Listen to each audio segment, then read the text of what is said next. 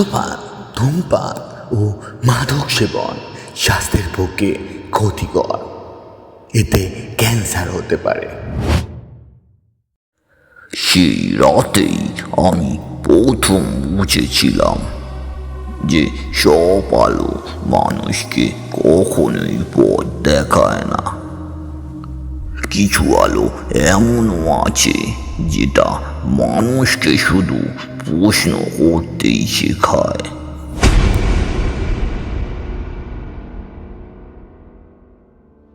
Hello বন্ধুরা, আমি সুশান্ত চলে এসেছি রহস্য রোমাঞ্চের আরও একটা রোমাঞ্চকর পর্ব নিয়ে। রহস্য রোমাঞ্চকে এগিয়ে নিয়ে যেতে আপনাদের সহযোগিতা একান্ত কাম্য। তাই আমরা আশা করছি আপনারা রহস্য রোমাঞ্চের পাশে থাকবেন। আজকের গল্প চণ্ডী মণ্ডপের শেষ প্রদীপ। গল্প পাঠে আমি সুশান্ত। শুরু হচ্ছে চণ্ডী মণ্ডপের শেষ প্রদীপ।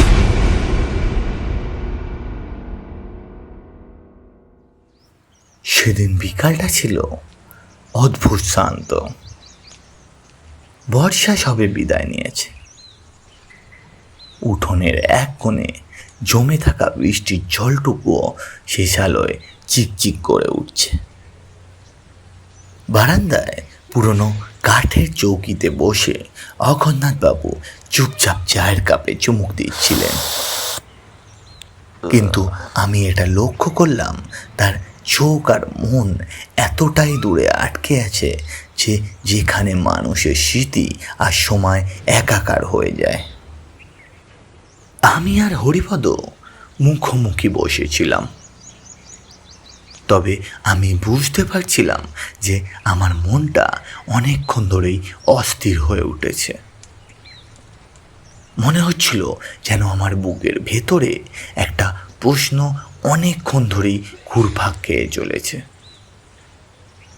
শেষ পর্যন্ত নিজেকে আর সামলাতে পারলাম না, তাই বলে উঠলাম, অঘোরনাথবাবু, আপনাকে একটা কথা জিজ্ঞেস করব। উনি চায়ের কাপটা নামিয়ে রাখলেন। তারপর নিজের পকেট থেকে একটা সিগারেট বার করে সেটাকে ধরালেন। তারপর সেটার মধ্যে একটা লম্বা টান দিয়ে বললেন,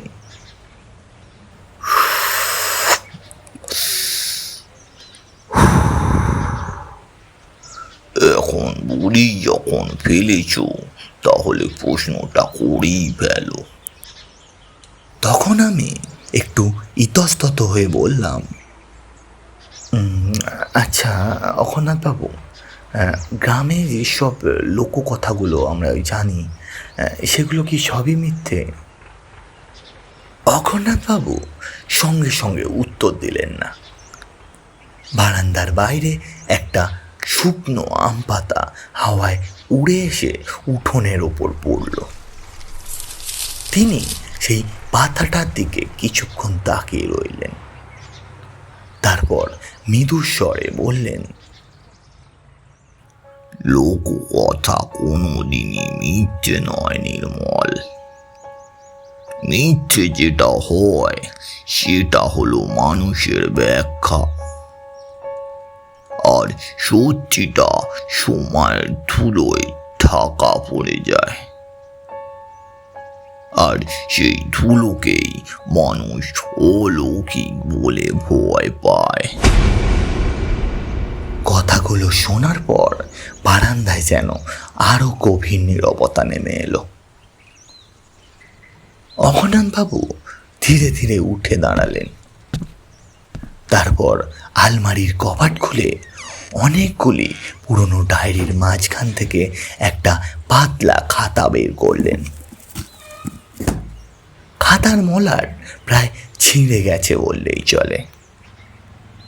কোণে ফিকে কালি দিয়ে লেখা কার্তিক মাস 1989। তারপর অঘোরনাথবাবু সেটাকে খুললেন।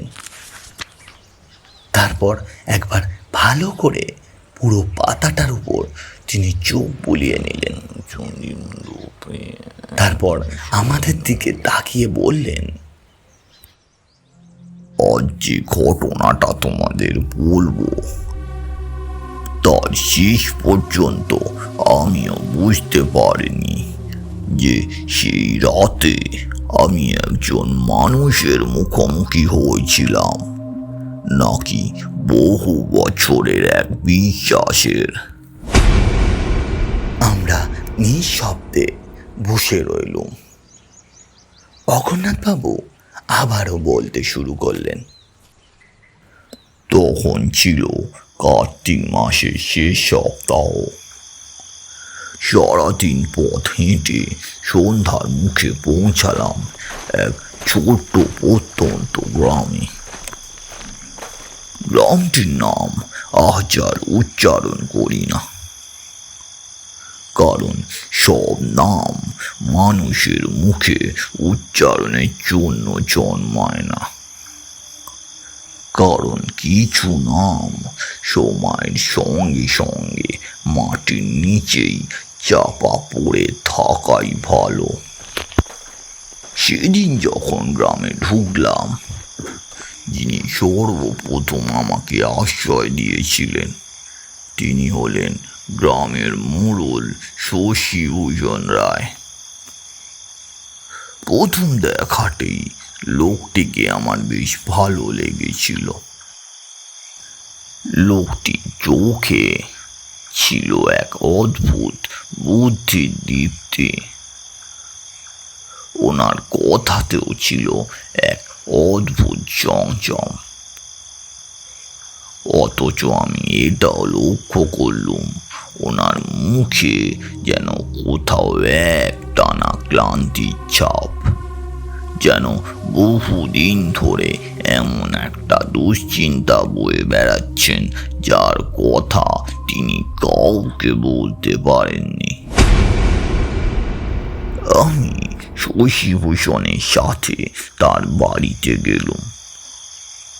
রাতে আমার আহারের ব্যবস্থা সেখানেই করা হলো। শশীভূষণের স্ত্রী আমার সামনে পঞ্চব্যঞ্জন সাজিয়ে দিলেন। গোবিন্দভোগ চালের ভাত, সোনা মুগের ডাল, বেগুন ভাজা, পটল ভাজা, আরো 2-3টে পদ। আমি রাতের আহার শেষ করলাম। রাতের আহার শেষ করে হাত ধুতে গেছি, এমন সময় শশীভূষণ আমাকে জিজ্ঞেস করলেন, একটা কথা ছিল ঠাকুর মশাই, আপনি কি রোজ সন্ধ্যার পরে এরকম গ্রাম ঘুরে বেড়ানোর অভ্যাস রাখেন? আমি তখন হেসেই বললুম, না না শশীভূষণ বাবু, তেমন কোনো বিষয় নেই।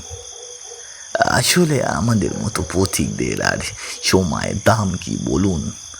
তাই মাঝে সাঝে ঘুরতে ঘুরতে যখন কৌতূহল বাসা বাঁধে, তো পা যেখানে নিয়ে যায় সেখানে গিয়ে হাজির হই আর কি। আমার কথা শোনার পরেও লোকটি হাসলেন না, বরং কণ্ঠস্বর আরো নিচু করে বললেন,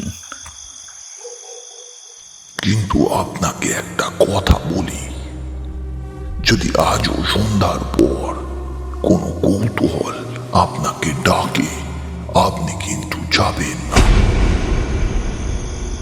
আমি প্রথমবারের জন্য শশীভূষণের চোখের দিকে তাকালাম।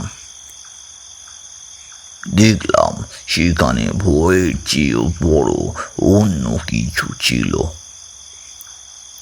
যেটা ছিল সেটা হলো কিছুর জন্য অপেক্ষা। আমি শান্তভাবে শশীভূষণকে জিজ্ঞেস করলাম, মাফ করবেন, আমি ঠিক বুঝতে পারলাম না আপনি কোন ভয়ের কথা বলছেন। শশীভূষণ বাবু উত্তর দেওয়ার আগেই শুনতে পেলাম দূরে কোথা থেকে একটা শঙ্খধ্বনি ভেসে এলো। শশীভূষণ বাবু জানালার কাছে গিয়ে দাঁড়ালেন। আমিও তাকে অনুসরণ করে এগিয়ে গেলাম।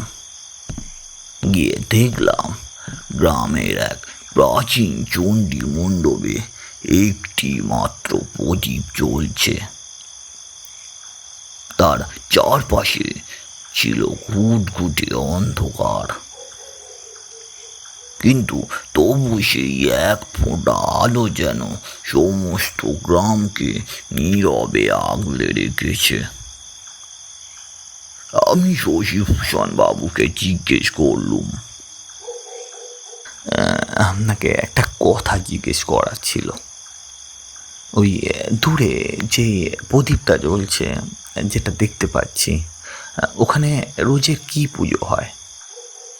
শশীভূষণ না সম্বোধনে মাথা নাড়লেন, তারপর বললেন, না অঘোর বাবু, ওটা কোনোই পুজো হচ্ছে না। সেটা কিভাবে সম্ভব? কারণ ওই প্রদীপ যেটা জ্বলছে দূরে, তাহলে ওটাকে কে জ্বালালো? শশীভূষণ আমার কথার উত্তর দেবার জন্য জানালার কাঠটা শক্ত করে চেপে ধরলেন। তারপর আস্তে আস্তে বলতে লাগলেন,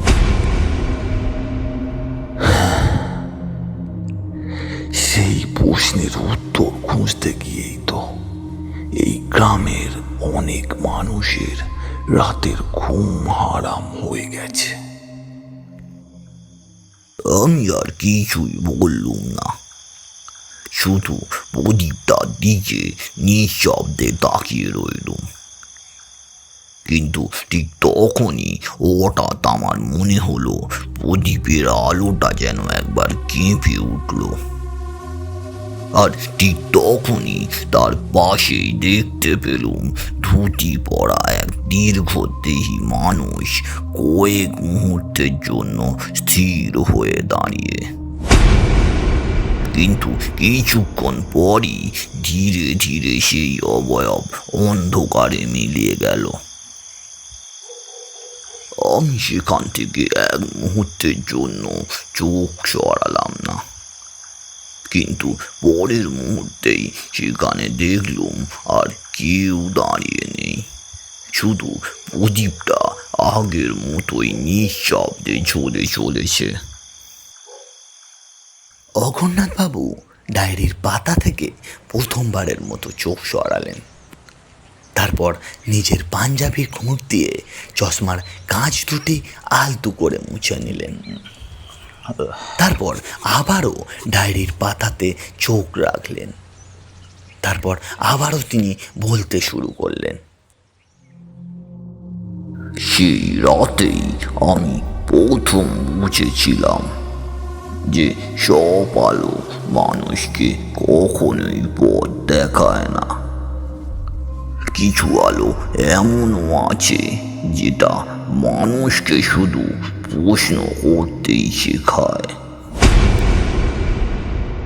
সেই রাতে আমি আর বাইরে বেরোলুম না। কৌতূহল হচ্ছিল বটে, কিন্তু দীর্ঘ পথ চলতে চলতে আমি একটা শিক্ষা পেয়েছিলাম যে যেই রহস্য নিজে থেকে দরজায় কড়া নাড়ে, তার পিছু সঙ্গে সঙ্গে ছোটা বুদ্ধিমানের কাজ নয়। রাত গভীর হলে দেখলাম শশীভূষণ বাবু নিজেই এসে আমার দরজায় টোকা দিলেন। আমি দরজা খুলতেই দেখলাম তার হাতে একটা পুরনো পেতলের লণ্ঠন। লোকটির মুখে অদ্ভুত একটা অস্থিরতা জড়িয়ে আছে। তিনি আস্তে করে আমাকে বললেন, একই ঠাকুর মশাই, কি ব্যাপার, আপনি এখনো জেগে আছেন? ঘুম আসছে না বুঝি? আমি মৃদু হেসে শশীভূষণ বাবুর কথার উত্তর দিলাম, না না, এই ঘুমাতে যাচ্ছিলাম। আসলে কি বলুন তো, প্রথমবার এসেই আপনাদের গ্রামে এতগুলো প্রশ্নের মুখোমুখি হয়েছি। অন্তত সেই গ্রামে আমার তো সহজে ঘুম আসবে না। ঠিক তখনই শশীভূষণ আমার ঘরে ঢুকে দরজাটা ভিতর থেকে বন্ধ করে দিলেন। তারপর ফিস ফিস করে বললেন, আজ একটা কথা আপনাকে বলতেই হবে, কারণ না বললে হয়তো অনেকটাই দেরি হয়ে যাবে। আমি চুপ করে রইলাম। শশীভূষণ আবারও বলতে শুরু করলেন, আজ থেকে প্রায় 40 বছর আগে এই গ্রামের চণ্ডী মণ্ডপে প্রতি সন্ধ্যায় গ্রামের একজন বৃদ্ধ পূজারী প্রদীপ জ্বালতেন। কিন্তু এক কার্তিক মাসের রাতে তিনি আর বাড়ি ফিরলেন না। পরদিন ভোরে মণ্ডপে তার গরম জোড়া শুধু পাওয়া গেছিল, কিন্তু মানুষটি কোথায় গেলেন, কি করলেন, কেউ বলতে পারেনি। এই বলে শশীভূষণ বাবু থামলেন। আমি তাকে জিজ্ঞেস করলাম, তারপর কি হলো? শশীভূষণ বাবু একটা দীর্ঘশ্বাস ফেললেন। তারপর আবারও বলতে শুরু করলেন, তারপর থেকে এই আশ্চর্য ঘটনা শুরু হলো। এরপর থেকে কেউ আর প্রদীপ সেখানে জ্বালাতে চায় না, অথচ সূর্য ডুবলেই প্রদীপটা আপনি আপনি জ্বলে ওঠে। কে সেটা জ্বালে এখনো কেউ জানে না। শশীভূষণ বাবু আবারও থেমে গেলেন। আমি তাকে শান্ত স্বরে জিজ্ঞেস করলাম, আপনার কথা সবই বুঝতে পারছি, কিন্তু ব্যাপারটা হলো কেউ না কেউ তো সেটাকে জ্বালায়, কারণ প্রদীপ তো আর নিজে থেকে জ্বলতে পারে না, তাই না? ঠিক এই কথাটাই অনেকেই বলেছিল, আর সেই কারণেই এই বলে তিনি থেমে গেলেন।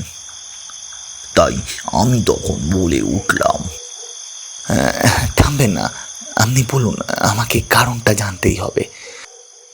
আমি কারণ জিজ্ঞাসা করতেই শশীভূষণের গলা কেঁপে উঠল। তারপর সে কাঁপা কাঁপা গলাতেই আবার বলতে শুরু করলো, যারা সত্যিটা খুঁজতে গিয়েছিল তাদের কেউই আর আগের মতো ফিরে আসেনি।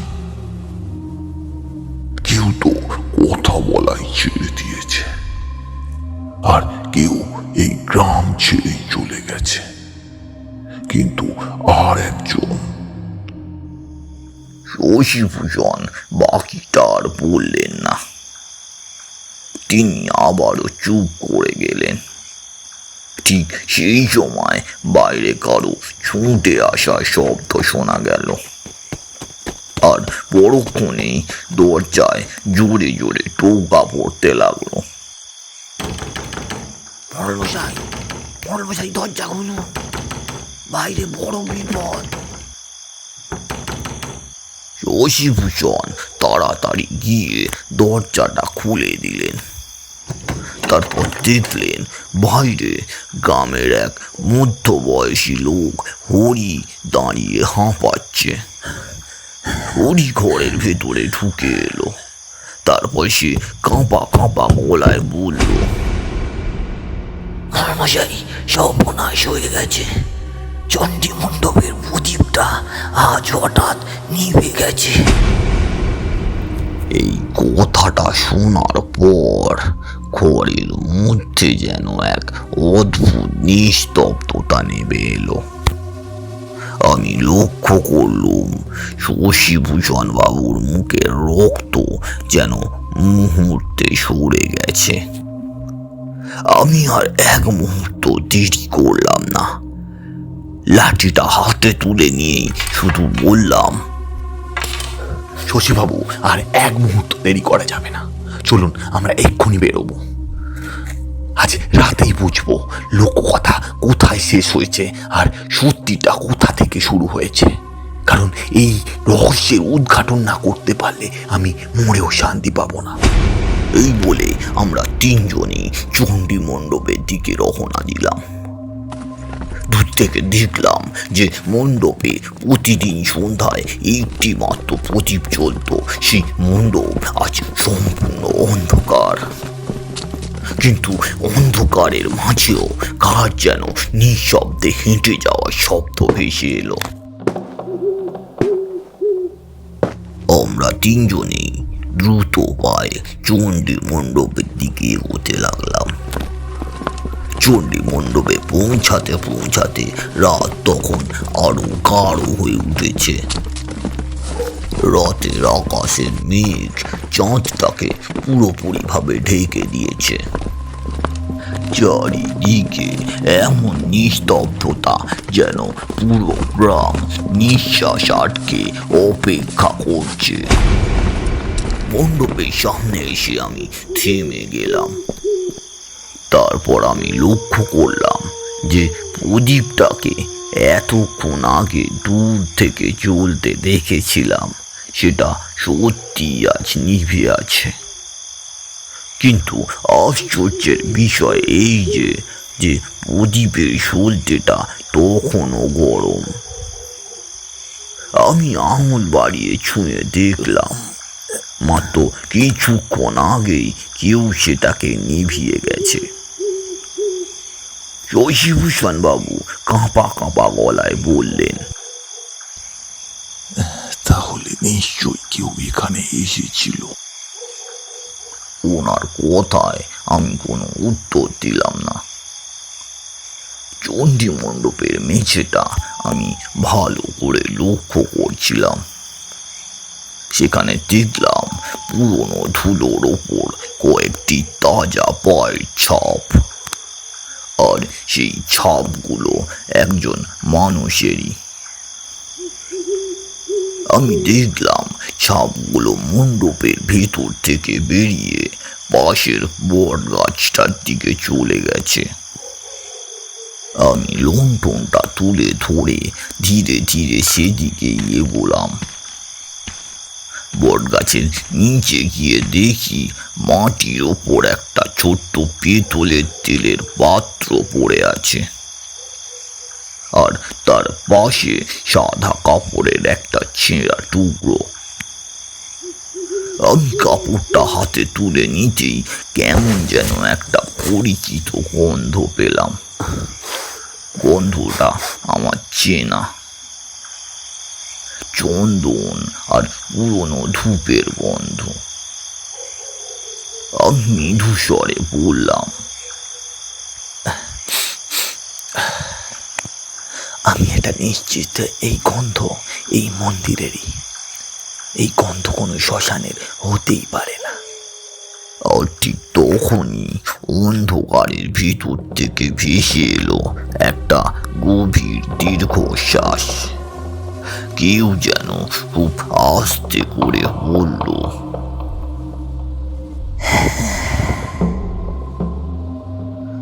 আজ আর চালাতে পারলাম না। আমি সঙ্গে সঙ্গে লণ্ঠনটা সেদিকে ধরলাম। আলোর বৃদ্ধ ধীরে ধীরে এগিয়ে যেতেই একজন বৃদ্ধ মানুষের অবয়ব ফুটে উঠল।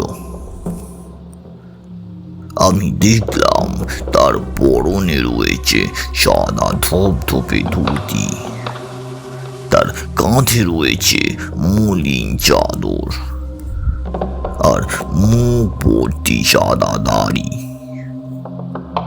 ওনার মুখে স্পষ্ট ফুটে উঠেছে ক্লান্তির ছাপ, অথচ ওনার চোখ দুটো অস্বাভাবিক শান্ত। শশীভূষণ বাবু তাকে দেখেই স্তব্ধ হয়ে গেলেন। তিনি কাঁপা কাঁপা গলায় বললেন, হরনাথ কাকু,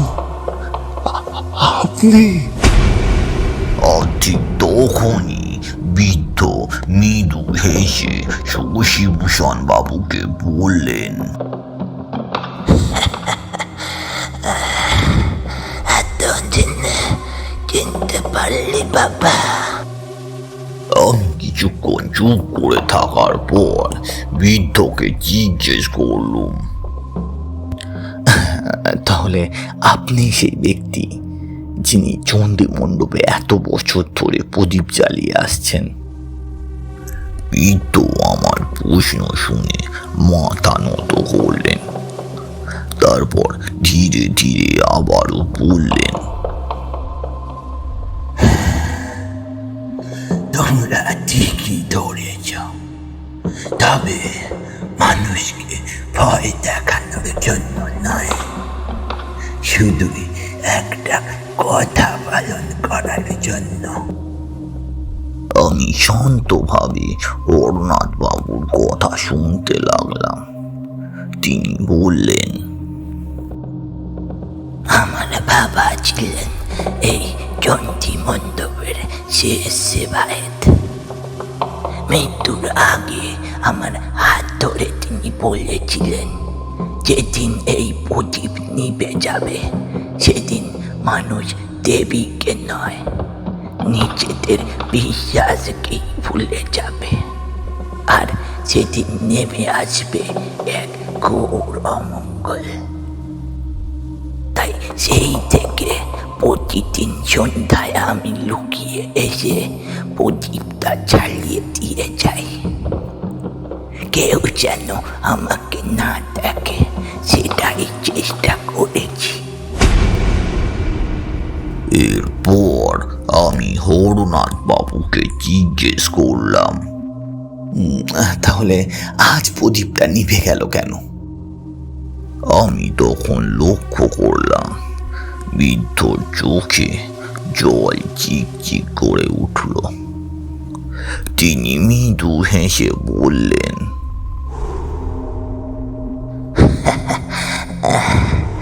আজ হাত কাঁপছিল বাবা, শরীর আর সায় দিচ্ছে না। ভাবছিলাম হয়তো এটাই আমার শেষ সন্ধ্যা। আমি একভাবে বৃদ্ধর মুখের দিকে তাকিয়ে রইলুম। কেন জানি না আমার মনে হচ্ছিল এই বৃদ্ধের কণ্ঠে কোনো ভয় নেই, আছে শুধু দায়িত্ব পালন করতে করতে ক্লান্ত হয়ে পড়া এক মানুষের দীর্ঘশ্বাস। ঠিক তখনই দূরের মন্দির থেকে হঠাৎ ঘণ্টার ধ্বনি ভেসে এলো।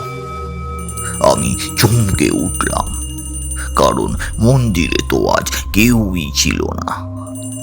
বৃদ্ধ মাথা তুলে সেই শব্দের দিকে তাকালেন, তারপর খুব আস্তে আস্তে বললেন,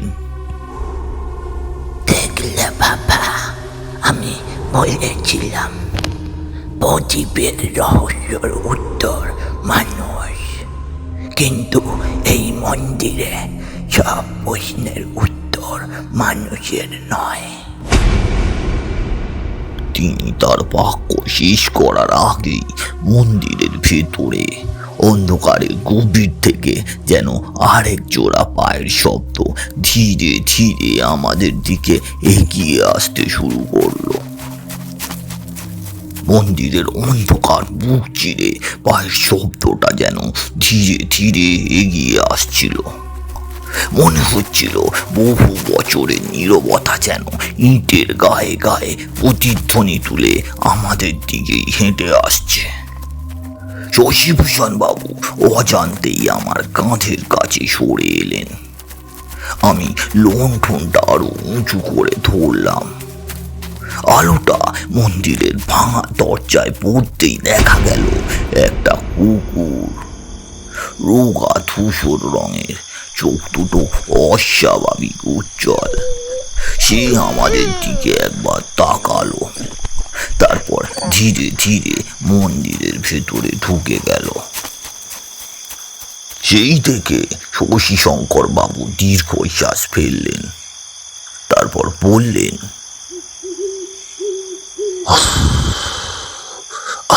ভেবেছিলাম এটা অন্য কিছু। ঠিক তখনই আমি শশীভূষণ বাবুকে থামিয়ে দিয়ে বললাম, আসলে কি জানেন তো, ভয় যখন মাথার ওপর চেপে বসে তখন ছায়াকেও মানুষ প্রেত বলেই ভুল করে। কিন্তু আমার চোখ তখন কুকুরটার দিকে নয়, হরনাথ বাবুর দিকে। আমি ফিরে তাকাতেই দেখি যেখানে তিনি দাঁড়িয়েছিলেন সেখানে আর কেউ নেই, শুধু মাটির ওপর পড়ে আছে একটা পুরনো পেতলের প্রদীপ। আমি ধীরে ধীরে সেটাকে তুলে নিলাম। প্রদীপের গায়ে খোদাই করা 1298 বঙ্গাব্দ। আমি অবাক হয়ে গেলাম, এত পুরনো প্রদীপ তবু এত যত্নে পালিশ করা। শশীভূষণ বাবু অবাক হয়ে বললেন, কিন্তু হরনাথ কাকু গেলেন কোথায়? কাকা বাবু, আপনি যেখানেই থাকবেন ভালো থাকবেন। এই বলে শশীভূষণ বাবু চুপ করে গেলেন। আমি চারদিকে একবার তাকালাম, দেখলাম নরম মাটিতে আমাদের দুজনের পায়ের ছাপ স্পষ্ট, আর কোনো পদচিহ্ন নেই। যে মানুষটির সঙ্গে এতক্ষণ কথা বললাম তিনি যদি হেঁটেই চলে যেতেন তবে তার পদচিহ্ন গেল কোথায়? আমার বুকের ভেতর হঠাৎ একটা অদ্ভুত শীতলতা নেমে এলো, কিন্তু মুখে কিছু প্রকাশ করলাম না। আমি প্রদীপটা শশীভূষণ বাবুর হাতে দিয়ে বললাম, নিন, এটা এবার আপনার কাছে যত্ন করে রাখবেন। তবে আজ থেকে আর কেউ লুকিয়ে প্রদীপ জ্বালতে আসবে না। গ্রামের সবাই মিলে সন্ধ্যার পর প্রদীপ জ্বালবেন। আসলে কি জানেন তো, বিশ্বাস একা একজন মানুষের কাঁধে চাপিয়ে দিলে একদিন সে মানুষটাই হারিয়ে যায়। শশীভূষণ বাবু আমার কথাটা শোনার পর নীরবে মাথা নাড়লেন। পরদিন সকালে আমি গ্রাম ছেড়ে বেরিয়ে পড়েছি। গ্রামের শেষ প্রান্তে হঠাৎ পিছন ফিরে তাকালাম, দেখলাম দূরে চণ্ডী মণ্ডপটা স্পষ্ট দেখা যাচ্ছে। সূর্যের আলোয় তার আর কোনো রহস্যই বেঁচে নেই, কিন্তু চোখের পলক ফেলতে না ফেলতেই দেখলাম সেই মণ্ডপের সিঁড়িতে সাদা ধুতি পরা একজন বৃদ্ধ দাঁড়িয়ে আছেন। আমি মানুষটাকে চিনতে পারলাম, হরনাথ বাবু। আমি থেমে গেলাম, আমার চোখ জলে ভিজে গেল। আমি এক মুহূর্ত ওদিকে তাকিয়ে দাঁড়িয়ে রইলাম। ঠিক তেমনই চোখের পলক ফেলতে না ফেলতেই দেখলাম সিঁড়িটা আবার খালি। আমি আর সেদিন ওদিকে ফিরে তাকাই, কারণ সব রহস্যের উত্তর জানতে নেই। কারণ কিছু প্রশ্নের উত্তর খুঁজতে গিয়ে মানুষ উত্তরই হারিয়ে ফেলে।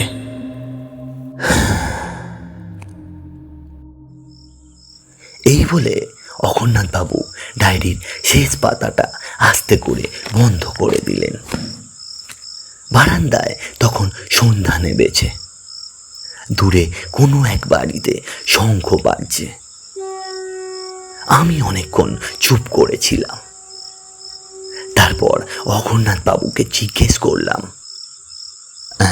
অঘোরনাথ বাবু, একটা কথা ছিল। হরিনাথ বাবু তাহলে আর বেঁচে ছিলেন না, তাই তো?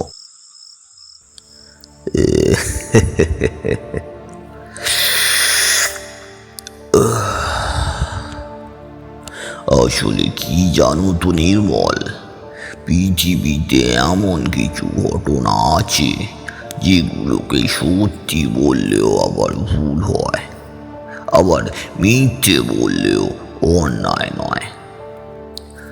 আমি শুধু যা দেখেছি তাই এই ডায়েরিতে লিখে রেখেছি, আর সেই ঘটনাই আজ তোমাদের বললাম।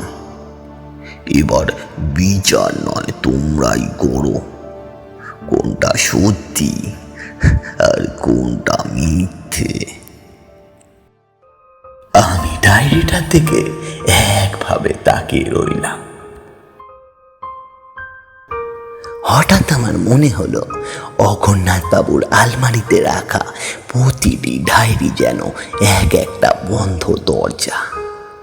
তার মধ্যে থেকে কিছু দরজা খুললে গল্প পাওয়া যায়, আর কিছু দরজা খুললে হয়তো উত্তর নয়, আরো গভীর রহস্যের মুখোমুখি হতে হয়।